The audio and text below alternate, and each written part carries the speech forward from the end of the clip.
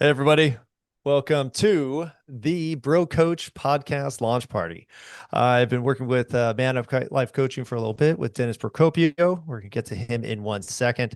Just want to describe what this is. I've actually launched quite a few podcasts. I'm a podcaster myself, and I found that it's best to, invite your community to actually talk to the host. We've actually done 3 episodes already, and we're super excited about it. I think it really embodies what Dennis and Man Up Life Coaching really teaches and is a huge asset to specifically men. There's not a lot of brands out there that are targeting us, which is unusual because we need the help.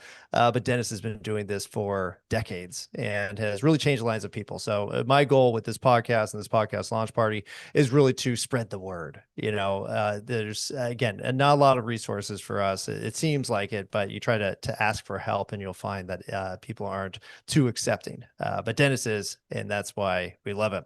So, Dennis, welcome to your launch party. Hey, welcome, my friends, to the Bro Coach uh, podcast launch party. This is super fun for me because it's another inflection point in the growth of Man Up Life Coaching, which, as you know, because I saw some OG Man Up Life Coaching client names in the registration. So, yeah, I've been doing this for a minute. I started Man Up Life Coaching in 2013. And if you're here and you're an OG, thanks for supporting, Man Up Life Coaching. And Dennis, your bro coach. If you're new, what's up, man? Welcome. Excellent. Now, if you're watching the show right now, we have a live stream on YouTube. You should see something called live chat underneath the video, and that's where we're gonna open that up soon. Andrew, if you want to check that out, I think we need to mark something because I'm trying to open the panel. It's not opening. Oh, actually, no, it is open already. Sorry, it's on the right. So when you have questions, please ask them. I'm going to start us off with a few questions just to get the ball rolling and kind of cover some of the bases in terms of what this podcast is, what Man Up Life Coaching is, and what Dennis's mission is to help us middle-aged guys here that are attending the show. So let's get into it. So Dennis, I know you've been coaching a lot of successful men, and we have a lot of common pain points, is what I've seen. And, it's something that we secretly struggle with because a lot of people think when you make it financially, then, oh, your life's easy. You figured everything out. And what you come to find, like I did, is that's not usually the case. And you actually have to work on some other stuff. So what are some of those common pain points that you see a lot? So, over the years, I've noticed that if I step into a session with a guy, some of the verticals that we will hit in a session are work, relationship, self care, uh, hobby slash side hustle. And I say hobby slash side hustle because if you do a hobby for long enough, you're going to try to find a way to monetize it. Social, and then running sort of through all of that is what I would call psycho spiritual. I say psycho spiritual because some people are legalistic in their relationship to religion. Others are spiritual but not religious, and others are more on the philosophical, scientific side. But however you define it, it's a thing. So I guess in order, it would be work, relationship, self care, uh, social, and I kind of want to do something else to make some money. And also, the umbrella that I'm operating under here is what does it all mean? What's my purpose? So that's what we do here, pretty much. That's awesome. Well, and it's again, something that a lot of us walk into and realize kind of later. And like I said, at the start of this, is there's not a ton of resources, which is why we're bringing this podcast out there.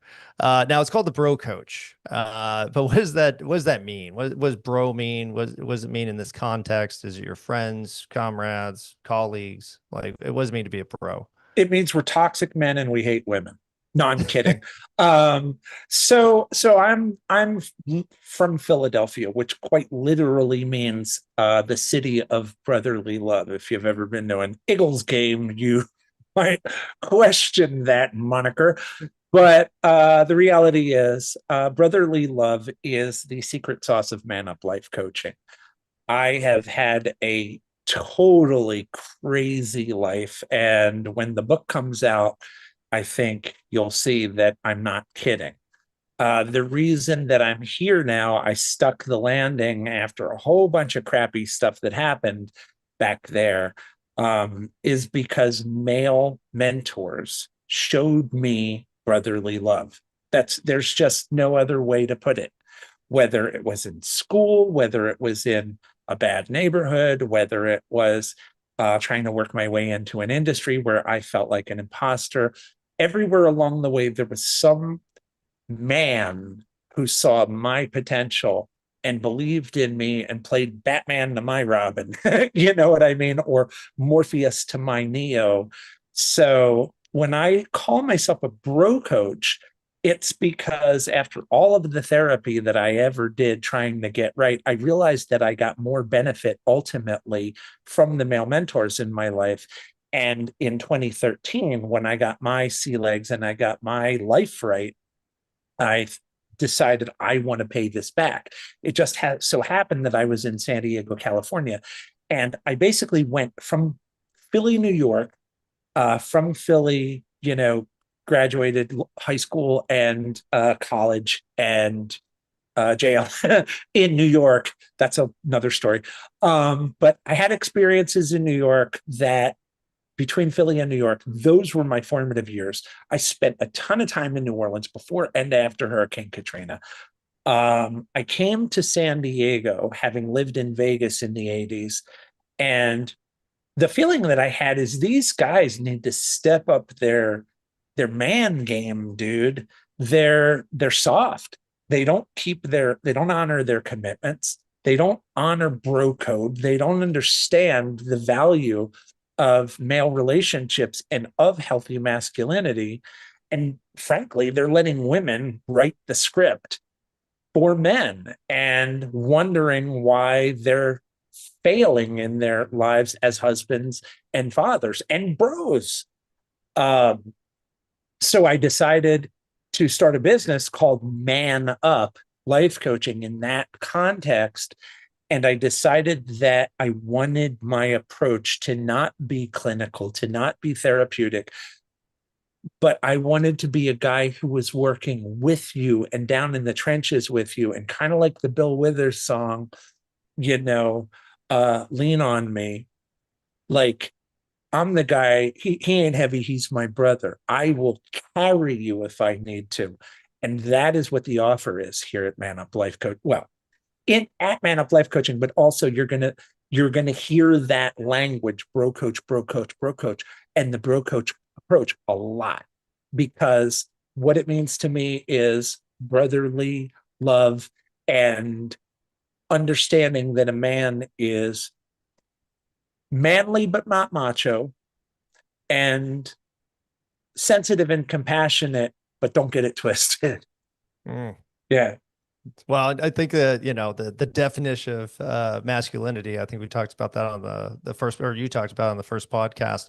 And, and it's got a bad rap, masculinity in general in 2025. Usually it's, preceded by toxic, which is super fun, even though, we all know what toxic masculinity is, or maybe some of us don't. Why don't we just go through that? What does masculinity even mean anymore, compared to maybe when we were, teenagers, or, young men coming of age? So I'm actually going to approach this in a weird way. Instead of playing to my male audience and going, sausage party, girls are stupid, I'm going to imagine that there's some woman listening who's considering, like, putting my website link in front of her husband. So I want to be fair and say that up until a certain point, men were stronger and men dominated. That's real. So it's not that we didn't earn the title of, paternalistic, chauvinistic assholes. We did, but not you and me. The sins of the father are revisited upon the sons. So back in the day, to sort of approach your question, back in the day, might made right. That's really true. And first it was physical might, ooga booga. And then it was game theory, like, hey, it turns out that if we get a whole group of guys together, and then it was cloak and dagger, and hey, we can, give them, you know, blankets with botulism or whatever. And then the game strategy started getting greater and greater. And the next thing you know, it's Game of Thrones. But through all of this, women, to be effective, were always operating behind the veil, and men were the kings and the lords. So in this day and age, the pendulum has completely swung. Women wear pants, women vote. Depending on where you are in the world, women have the same rights and privileges as men. And we should note that that's not, universal. There are still places in the world where that's not the case. So in America, which of course is very democratic and liberal and arguably, there's this swing of the pendulum where, when women finally started getting an opportunity to have the same social rights as men, it put men into panic because they're like, well, wait a minute. If she can hop on a computer and earn as much as me or more, and she's kind of boss babe bringing in 300, 350 a year, and I'm bringing in, 80 to 100, then maybe she's not wrong when she suggests that I should do more of the household duties. Maybe I should take care of the kids. Maybe I should put on an apron and play Mr. Mom.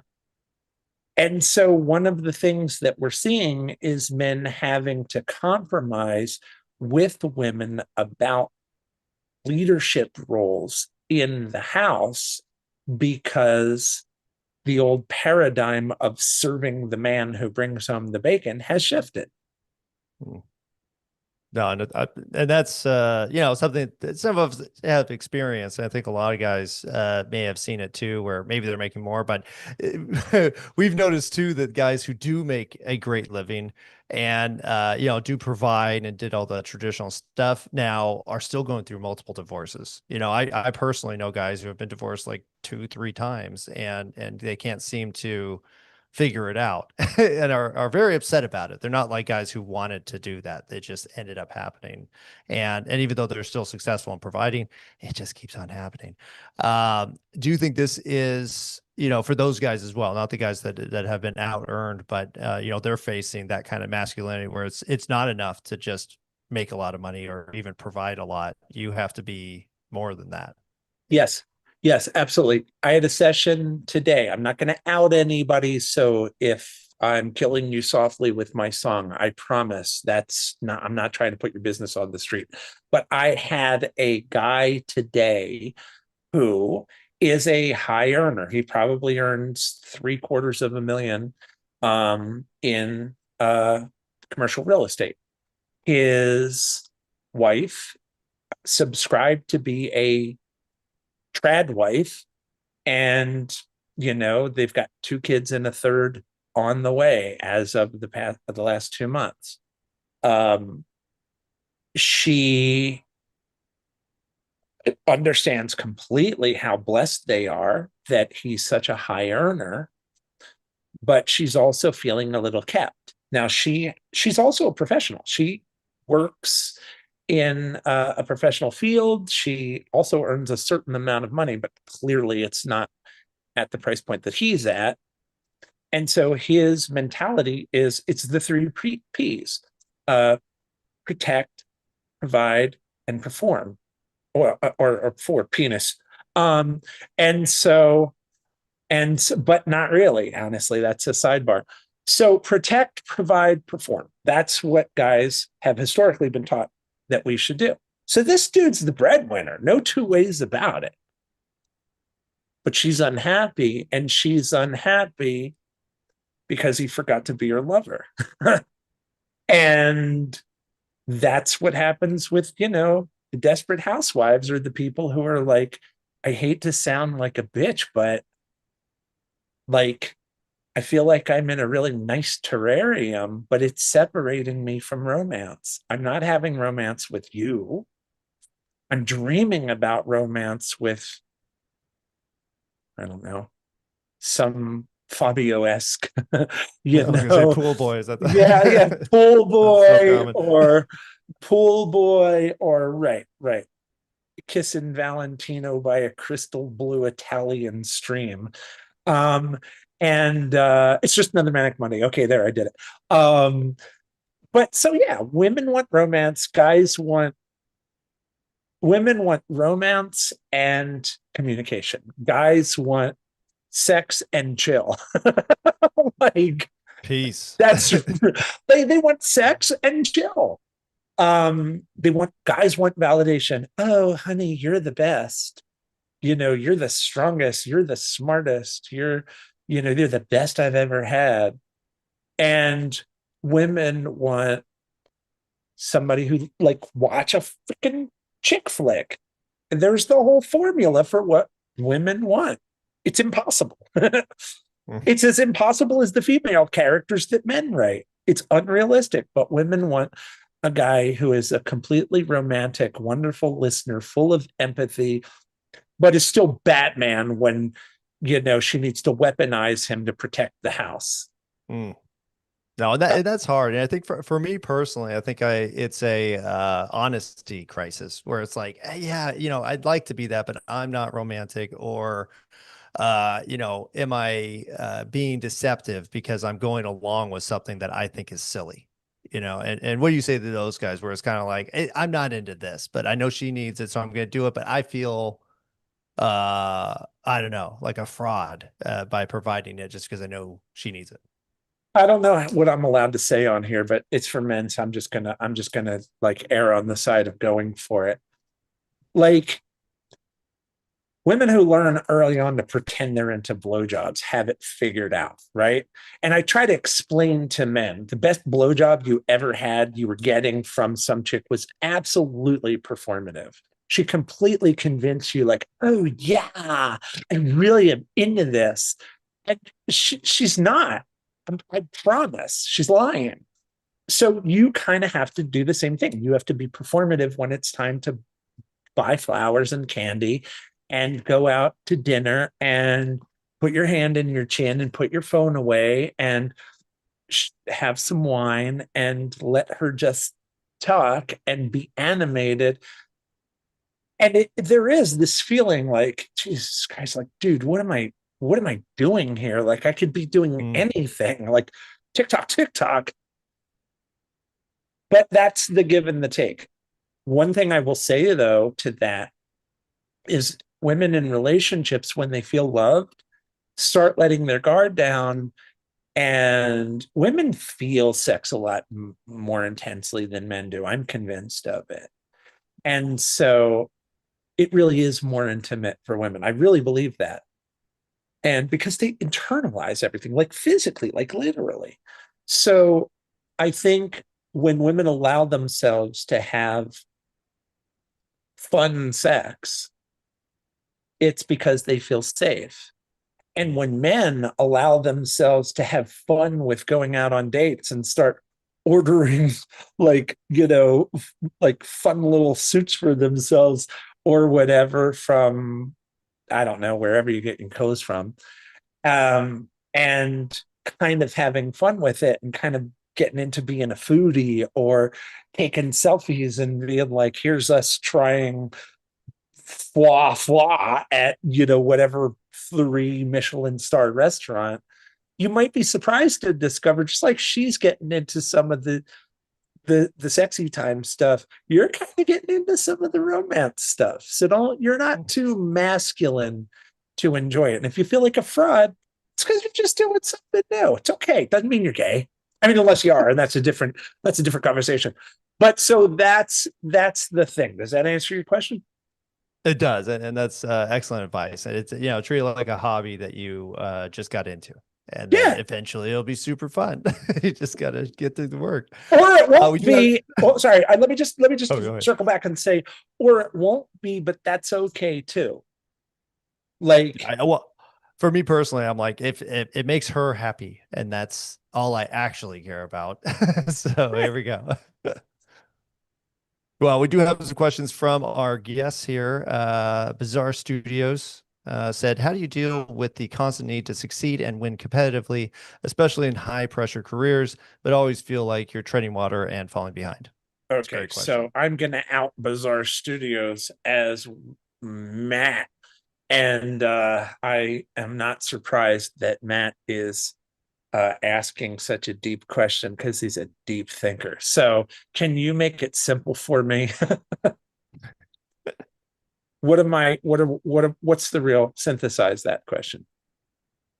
Well, I think we all feel it. You know, there's no top, right? I mean, you constantly have to keep on getting the next achievement and the next achievement and the next achievement while you're, and if you aren't getting those next achievements, then you feel like you're falling behind when, I mean, you could just be stable, which is also a weird feeling, Okay, so for reiterate some his of us. question for me. What did he say exactly? So how do you deal with that need to constantly succeed while simultaneously feeling like you're not? Oh, well, dude, that's man up life coaching 101, for instance. Like one of the things that men come here for is that they feel um the opportunity to grow in this space by letting go of equating personal value to performance, but they've never been taught that. Guys have been taught that the more performative you are, um, the better you are. And like, dude, I'm Italian, like, well, Italian American from the East Coast, like three brothers, the one who's got the biggest house, the most beautiful kids, moved out of the city into the suburbs. Like the one who's kind of pimping is the one who is going to be like, the grandparents want to go hang out with him more than the one who's still in the city struggling to get out of the brownstone. That's just, or struggling to kick an alcohol problem or whatever. Like I'm literally telling a story straight from my like my uncle, and my dad. So my dad spent the whole time out in Vegas, like, hey, look how good I'm doing. Like he was making content when content and it wasn't a thing in the 80s. He was making movies and going, here we are in beautiful Las Vegas. So the reason he's doing that is because he's trying to get approval from his family. We try to get approval for our achievements. So the real question is, the underlying question is, if you're not going to value yourself according to these standards, then what ruler are you using to measure yourself? Now, I'm going a little deep on this one, but if you do this coaching for a long time, I always joke and say guys come for the abs, they stay for the enlightenment, and somewhere in the middle, there's some therapy and couples counseling. Hmm. Younger guys come here because they like, I feel like I should be in better shape. And somewhere along the way, they're like, why do I keep fighting with my girlfriend all the time? And then Hmm. it's, why do I hate myself? And why do I have complicated relationship with bros, or and my butting heads with people at work, or is just social so freaking hard? Hmm. Um, and then eventually it all goes to the same thing. At some point, you have to recognize that a linear drive can only go so far without balancing it with a lateral drift. Linear thinking and lateral thinking are different kinds of being. Hmm. And that's something you might want to Google, the difference between linear and lateral thinking. And, you know, linear thinkers are men. We're engineers, we're pragmatists, There's a cloud in the sky, which means that I think those are cumulus clouds. I think it's going to rain. And so I should bring an umbrella. That's linear thinking. Hmm. And associative thinker, with creatives like us, especially ADHDers, but artistic people, associative thinkers, are lateral thinkers. We're idea people. We don't we don't move in a straight line like a laser. We sort of widen. We're not trying to get there faster. We're trying to like learn. So associative thinkers will look in the sky and say, oh, look at that cloud. It looks like a pineapple. Oh, a pineapple is a bromeliad. Oh, you know, the only bromeliad native to the US is Spanish moss, like, you know, like you see on the live oaks down in New Orleans. Oh, dude, I could go for jambalaya. And somebody's looking at you going, how did you get from clouds to jambalaya? And it's because you're an associative thinker. So the game that we're playing is when I see a guy who's a lateral thinker, the game that I'm trying this is to corral him and to get him to be more linear. If I see who's a guy who's a linear thinker, I'm trying to widen him out and get him to be lateral. And I'm doing this with my hands, not because Illuminati confirmed here, but because if you look at a triangle, it scales infinitely. That's why the pyramids are so cool. When you're growing anything, if you go too high, it's going to fall over. And if you go too lateral, you're never going to make any forward progress. So a guy like Matt, you know, or Matt's question anyway, the answer is do things that give you an opportunity to practice lateral existence, lateral thinking. Meditation, which seems like a waste of time and not productive, is incredibly important. Breathing. It sounds so stupid, but we live in a day and age where you have to tell people to breathe. I mean, that's why Wim Hof is famous. Because I tell my son all the time now to breathe. Yeah, we're both autism dads. Exactly. Exactly. I always tell my kids, stop, breathe, and think. So to answer Matt's, well, just sort of run with the Frisbee here. I think that when men have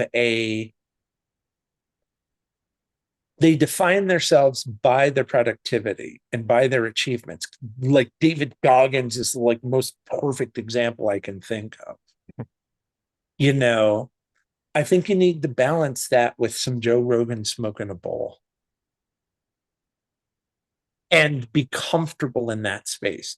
And if you're not comfortable in that space because you feel guilty or you're having existential crisis, well, if you're religious, turn to God. If you're spiritual, turn to the flying spaghetti monster or whoever your higher power is, the oracle. And if none of that's working, then turn to life coaching because I can help you to get through the dark night. One of men's biggest secrets is that they all have existential freaking crisis. All of them. All men are struggling. All men. And more than one. Many existential crises. Yeah. Yeah. It's actually good when they start happening like consecutively. Then you're like, okay, I guess this isn't stopping and I could pretend or stop pretending I'm going to get past this and just be normal again. I don't know about normal.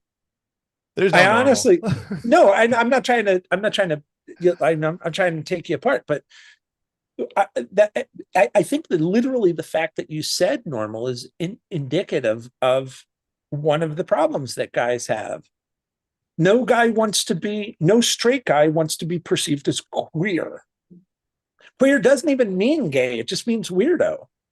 It means not normal.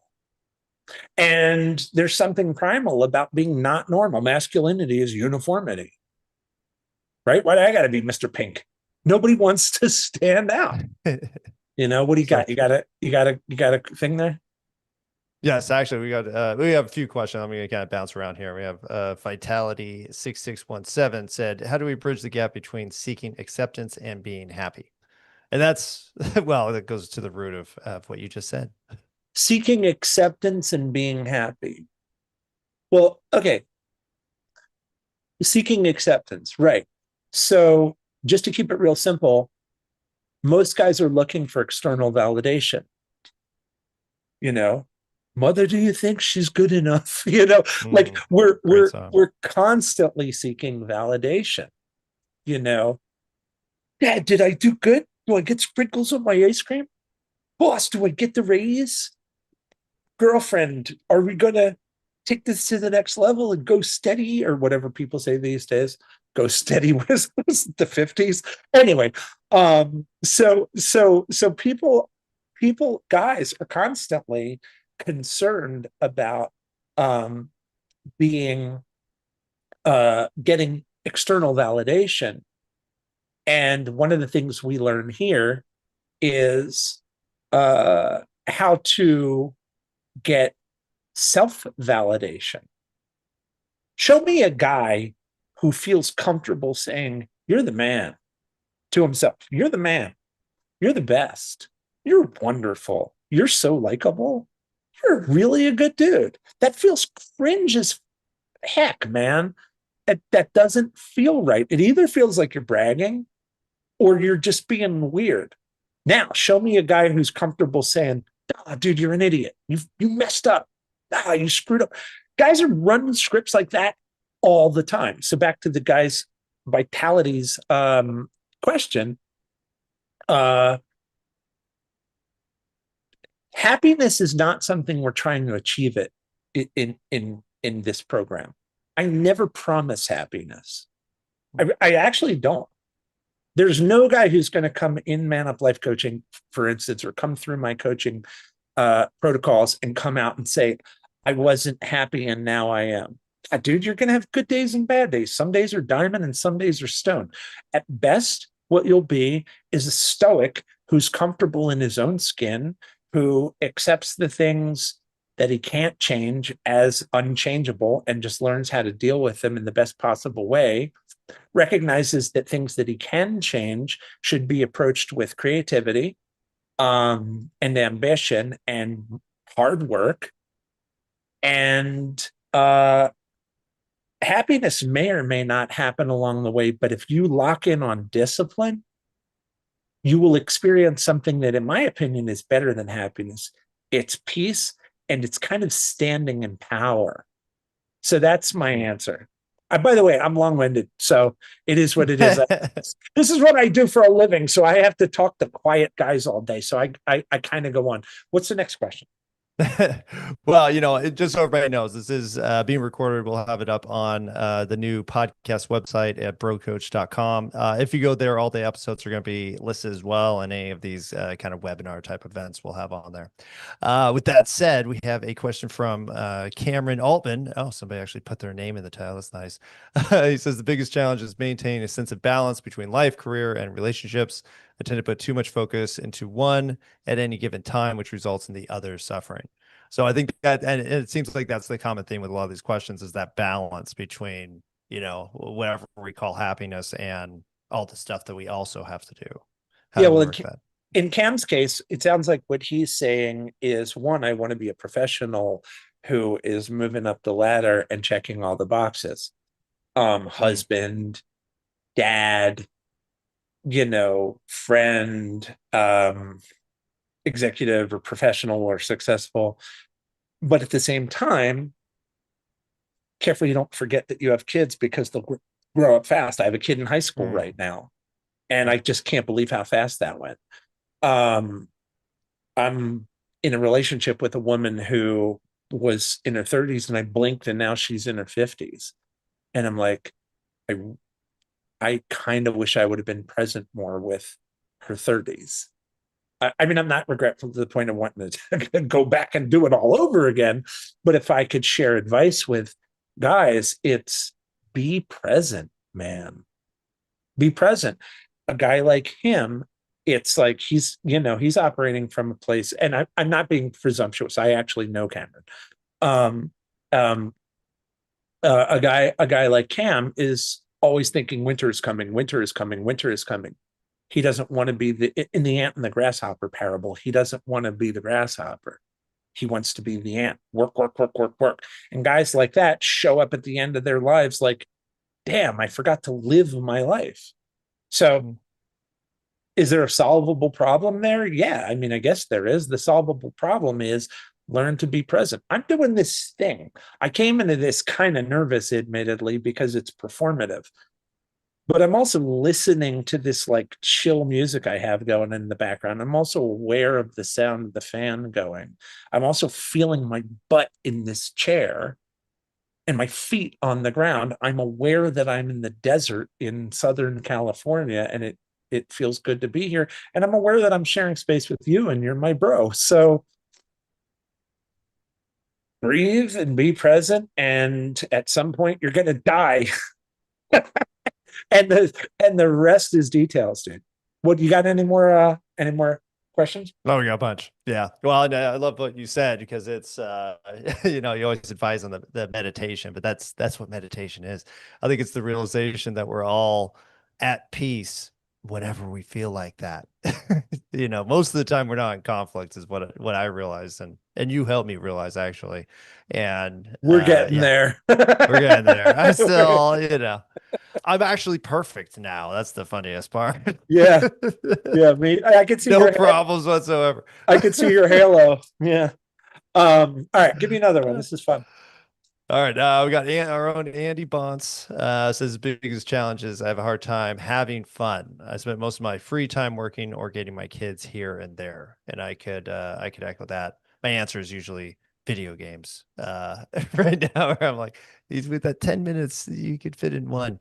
Yeah. But what do you recommend to somebody like Andy? I'm too honest to pretend I don't know Andy. Okay. So I'd rather just be honest about it than, have somebody watch this later and be like, these dudes are all shills. They're not shills. I'm noticing. I asked my guys, hey, I'm going to be doing a sausage party. Could you please show up? And guys came and represented. So yeah, I know Andy. Andy's a real good dude. And Andy's a big giant of a man. And I think people look at him and he's like the mountain from Game of Thrones. And I think people are like, oh my God, look at this guy. And Andy's just the biggest sweetheart that you're ever going to meet. Awesome. And he's just a freaking great guy. And, but he's serious about everything. Like, and when you're serious about play, that's cool. Like, some of the best, like, moments in our lives as kids or when we're so deep into play that we're serious about the job. We've got our little men and our little trucks, and and we're building worlds. So being serious about play is one thing, but taking life itself so seriously that you forget that it's all really just a game is the thing. um and I think it comes from fear of failure. Again, I happen to know this guy. It comes from fear of failure. One of my coaches, Coach Faisal, shared something recently, relatively recently, about the parable of the Chinese farmer. And, you can Google it. But the gist is these things keep happening, and people are like, oh, your son got in a car accident. Like, that's bad. And he's like, maybe.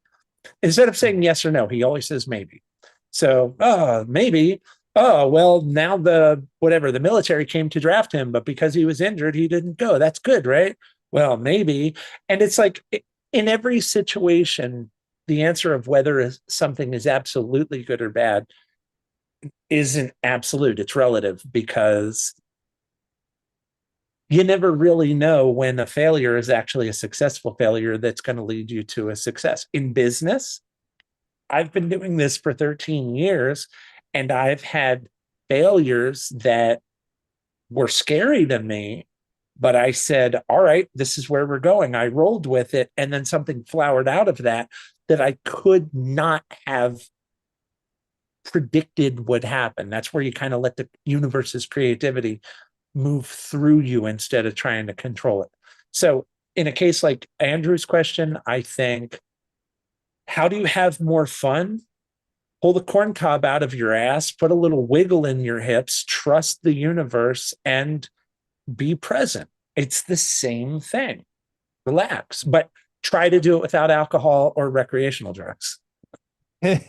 Well, follow up on that. If we because I think we all kind of face that sometime. Well, actually, some guys I know are too good at having fun. But do you have any tips or advice for just your average guy works too hard, is always trying to help with the family, and basically spends every single second doing work in some form or another? What's the best way to start on that path to, like, okay, I'm gonna try to enjoy myself sometime. Okay. So listening to me talk, like it's important to know that I'm somebody with 25,000 hours of coaching experience. So I'm not just some dude sitting here, saying I have opinions like everybody else. I'm somebody who has evidence-based protocols for coaching. And so these ideas that I'm being very loose with are based on case study. And in every case, some of the first thing a man has to do is stop shit talking himself. Stop judging. The script you are running is poisonous. Even if you're not aware that you're running it, you're running it. It's going in the background like a machine hum that you're not going to hear until it stops. And you're like, oh my gosh, I didn't realize how loud the you suck, you suck, you suck over and over was going in the background. So number one, you got to be your own cheerleader, dude. You got to look yourself in the mirror and you got to say, you're the man, you're the man. I don't care if you believe it. You got to say it, because for every second that you're saying you got this, you're not saying you suck, you're a loser, you deserve to, be flushed down the toilet of life. The second thing you need to do is you need to make some sort of plan. I don't care if you read Atomic Habits or what your thing is. I've got clients who have such a hard time doing anything that I give them one thing to do all week. Like, do 50 push-ups this week. Like, I just set the bar real low, because if you can do that, that is the beginning, that's the foundation of discipline. So for that guy, my suggestion is pick something for yourself that you feel like you should be doing, but you're not doing, and do it. One thing might be, oh, I feel like I should read more, but I don't have time. I spend too much time doom scrolling. Cool story. Make a plan for yourself that this week, not forever and ever, not my New Year's resolution, for this week, for 3 days out of this week, instead of doom scrolling, I'm going to pick up a book, any book, and read it. And the meditation piece, I don't know why guys hate the idea of meditation without having someone explain some value they're going to get from it. But I am telling you, here's how to meditate. Find a wall, sit in front of it. That's it. Just sit in front of a wall and look at it for 15 minutes. The Japanese call that zazen, or sitting zen. Like, I'm not making this up. Sit in front of a wall. Well, how close should I be to the wall? Shut up, dude. Just sit and look at a wall. What should I be thinking? You should shut the fuck up. Sit and be quiet and look at a wall. If you can do this for 15 minutes a day, that is tremendous. Another thing is exercise. Take a walk a day. Drop and do some push-ups. While you're thinking, I really got to get back to the gym, you could have just rocked 50 push-ups. Dude, I'm 55 in December, and I can drop and do 50 push-ups. If I can, and I weigh like 220. If I can do it, you can do it. And if you can't, shame. Work on it. So to wrap it all up, one, change your self-talk from negative to positive. 2, have a plan, even if it's a simple plan. 3, be disciplined and do the thing whether you feel good or not. Feeling has nothing to do with action. Action is critical. 4, very specifically get some form of exercise. It's critical. And 5, if you do nothing else, if you take nothing else away from this conversation, trust me when I say meditation isn't that deep. Just sit down and shut up for 15 minutes a day. Great advice. And that's, I think I've been meditating on and off since I was 15 and it just gets better. The more you practice, it's a skill set, just like any kind of martial art or, physical skill that you can do. It's the same thing and you just got to practice. So, and That's excellent advice. Just sit there for 15 minutes. I think one of the videos I saw recently where somebody was talking about the loss of boredom, that, in modern society, we are never bored. And that loss of boredom has actually, really impacted how we think about everything, because we never rest, which is an interesting concept. Do you find with your clients that they have, some kind of pattern similar to that leads them to the conclusion that they need a coach? I'm going to put a couple of my questions in here too. Did they need a coach? Yeah. Um, First of all, I saw a comedian recently who, he was great. He spoke exactly to that. He's like, everybody's so concerned with mindfulness. It's so obvious that these people never had the childhoods that we had, because we were mindful all the time. Sit in the back of the car and shut up. We didn't have an iPad. We didn't have a phone. We had a window, and shut up and look at it, or you're getting popped in the mouth again. We didn't. We rewind a VHS tape sometime. That is a moment of Zen. Nobody rewinds anything anymore. Everything is instant. It's, and so I think that this boiling frog syndrome that we're experiencing, where things are just getting faster and faster and faster and turning up, I think the backlash is going to be generations that think that they're brilliant when they start tuning in, or when they start dropping out. Well, now you're just doing the 60s all over again. They're going to start dropping out of tech, and they're going to go back to analog stuff. Now, am I a proponent of going back to analog? No, I'd be out of business if I did that. But I think there's a balance. So if somebody is struggling with finding this balance, that's the reason to come to a coach. A coach is somebody who is going to help you to find balance. I'm going to give you the who, what, when, where, how, and why of all of this. Here are the two biggest questions men ask. Men are obsessed with who am I and why am I? Who am I is a question of identity. Why am I is a question of purpose. Most men will spend their lives trying to figure out who they are so that they can then have that inform what they're going to do. It's the other way around. Figure out what way you can best be in service to the world, which is not a very American idea. But it's a very Asian idea, frankly, which is where I have to give props.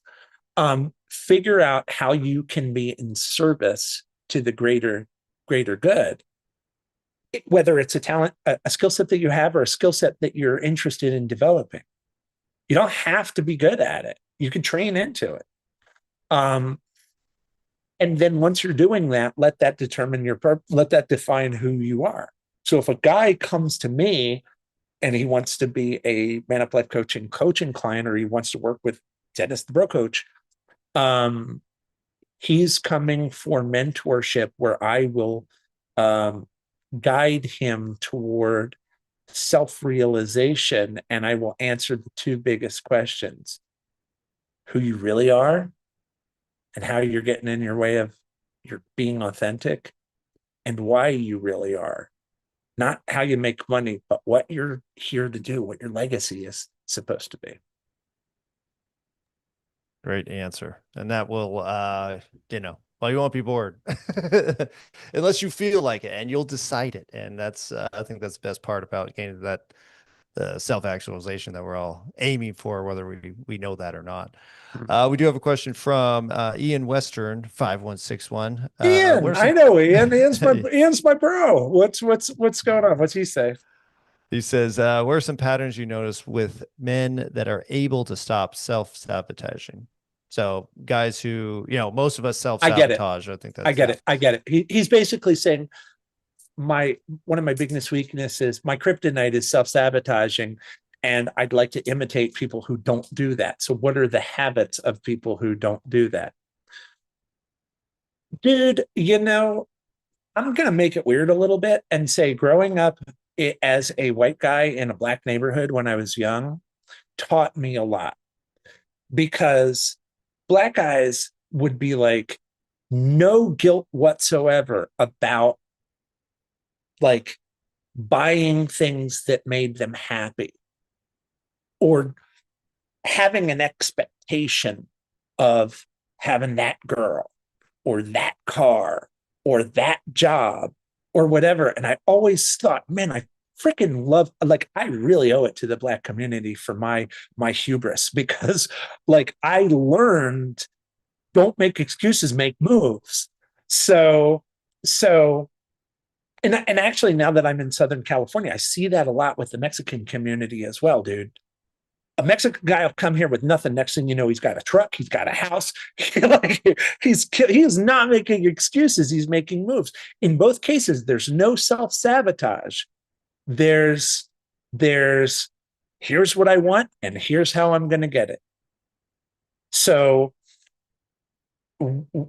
what are the habits of men who aren't self-sabotaging? When those self-sabotaging thoughts come up, they redirect, they set their minds on the things that they want, and they go to sleep and wake up saying, I am going to get that thing. Not I hope to, I will. It's about Oh, will. Yeah. no, that's amazing. And that's yeah, that's a great example too. My family's Mexican, so I've always, been in that community, I and keep it's so true. forgetting that. I keep forgetting that. Yeah, that I'm thinking of you as just like white guy because you're so like, hey, fella. And like, Oh I no, keep that's the other half. yeah, I get it. I get it. I get it. I get it. Yeah. Well, I do have a question. I think we've done quite a few. I think all of the questions. If I haven't answered your question, go ahead and just repost in the comments if you can. But I do have a question about what the difference is between this podcast and other kind of men-oriented podcasts. Of course, you have Joe Rogan, but you have quite a big variety out there of different guys. Like, what makes the Bro Coach special? Dude, first of all, props to Joe Rogan. He's the daddy of this format, the way freaking Howard Stern is the daddy of, like, shock jock, radio programs. Um uh yeah, I have so much respect for Joe Rogan. I really do. That's one of the dudes I'd love to just hang out with. Um uh what makes the Bro Coach different? Man, I think that I think that the value here, I have a tendency to attract really intelligent guys. I'm not saying Rogan doesn't. I'm not comparing myself to Rogan or Theo Vaughn or any of these other guys, they're Jay Shetty or any of these other guys that are out here. I'm just saying, I think that my je ne sais quoi is that I'm this weird sort of academic meathead savant, and I don't fit easily into any category. Like, I'm a guy who's tested high in the IQ department. I have a pretty impressive academic background. But also I made a lot of mistakes in life, and I did a lot of fighting. I did jail stuff. I was a bad boy. So I have history of, I've got friends in low places. Um, I I feel it's appropriate to say that I've reached a level of spiritual awareness that I'm comfortable paying that enlightenment, or whatever you want to call it, forward to other people. And I think I'm kind of a good teacher. So I think if somebody's having trouble with big ideas, I'm really good at simplifying them. And I think as a creative, as an artist, because I'm a musician and a visual artist, that's part of my identity, and a writer. Um, I think that I'm a really good voice for people who are either overtly creative or closeted creatives.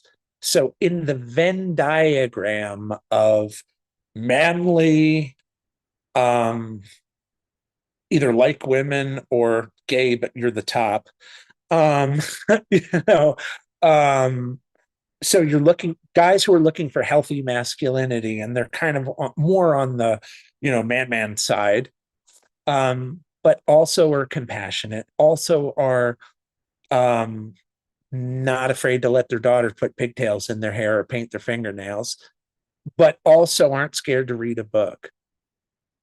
Somewhere in there might have conservative um leanings, but might also have liberal leanings and are struggling in this pick a side, culture that we're in. I think I represent a very sort of like, I guess I'll say a sort of, I'm a staunch centrist on in any conversation, and I'm always trying to be the bridge.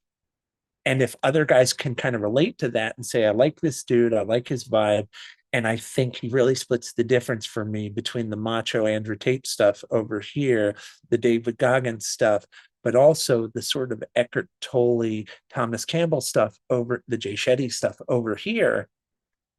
That's who I think my target audience is. That's actually a great description. I think I fit in some of those. I know you do. But That's why we're here, right?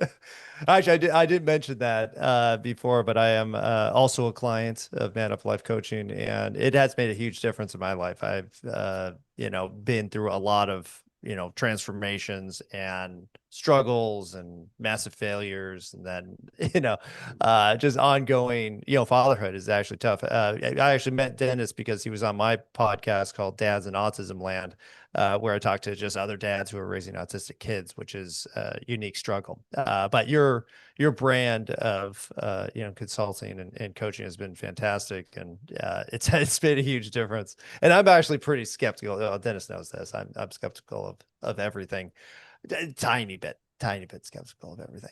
But he's been fantastic and really worked through a lot of those things that you guys have actually been asking, which has been great. So we're at the top of the hour. This has been fantastic. The purpose of this was really to give people some insight into what the Bro Coach is about. We've already had 3 episodes up. They're all up at brocoach.com, and you can find them on all major platforms, including Apple Music, Spotify, I think Amazon Music, like all the different platforms. So look for it there.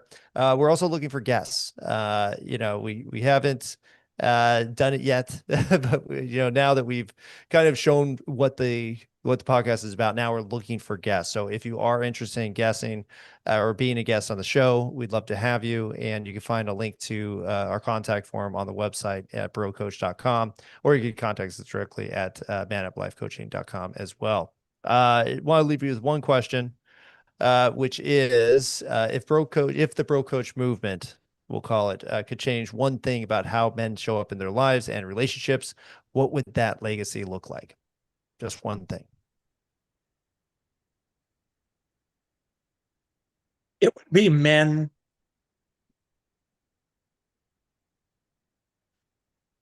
showing love toward themselves and other men, because that one change creates imitable husbands and fathers, which changes kids.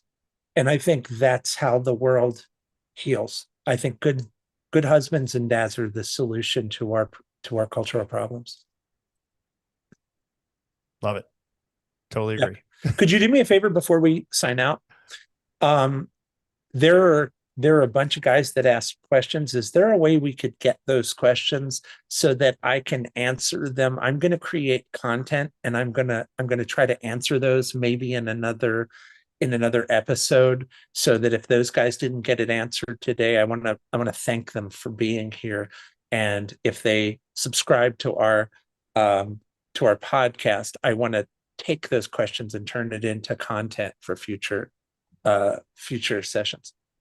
Excellent. I got it saved. I'll make sure to get that to you, and we'll get back to all these guys. But again, if you guys want to be on the show, please contact us and listen. It's been the 3 episodes. We're going to start coming out with lots more, and we're looking for topics and really to address things that you guys are actually facing, because it's again, this is a special brand, special market of guys, and we need to get the word out and help you out.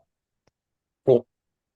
All right, man. Well, listen, on that note, I think you're probably going to play us off stage. So I happened to peek at the list of people who were going to show up, and all my OG bros who showed up to represent. Thank you. I love you guys. I really appreciate you. And I'll see you in our private Discord server, the Man Cave, or I'm sure you'll text me and tell me that I did a decent job, hopefully. For anybody who's new and doesn't know what I'm about, hey, man, like, I'm a guy who really appreciates other dudes on a journey to self betterment. So I really do genuinely thank you for showing up today. And I hope that you'll follow me for more content. Real talk. All right, Mark, on that note, I smell dinner cooking. So get me out of here. All right. So you guys, again, please check us out, brocoach.com. Check us out on all the podcast channels. And again, if you're interested, we want to hear from you. Please check out that forum on the website at brocoach.com. And we will see you soon. Look for more content. It's going to be a bunch. Awesome.